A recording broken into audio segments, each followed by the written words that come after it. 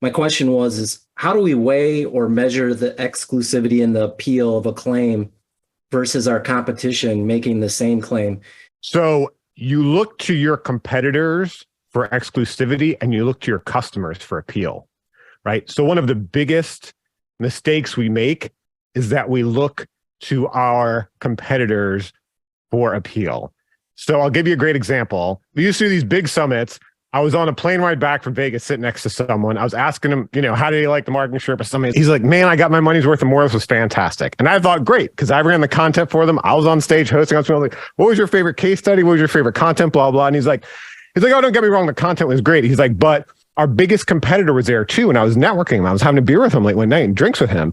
And we copy everything they do. And I was talking him through and it wasn't working for us. And so, I was like, hey, a few drinks in, I asked him, hey, what are we doing wrong? We copy everything you do. It's not working. He's like, yeah, it's not working for us either.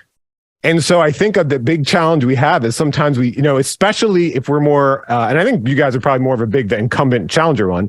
But if we're a challenger brand, we see a big, brand like, oh, we got to copy everything and do. They might not have it figured out either. So exclusivity, yes, that's easy to see in the marketplace. Who else is making these claims?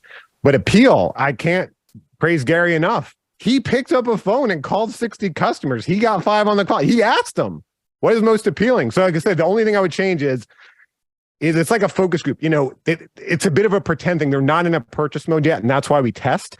So of course, they're probably going to say they love everything and they want it for a very low price. But really get them to force rank, get them to make choices, get them to make decisions. What would be most appealing? What would be second most appealing? To really find out what matters and is important to them.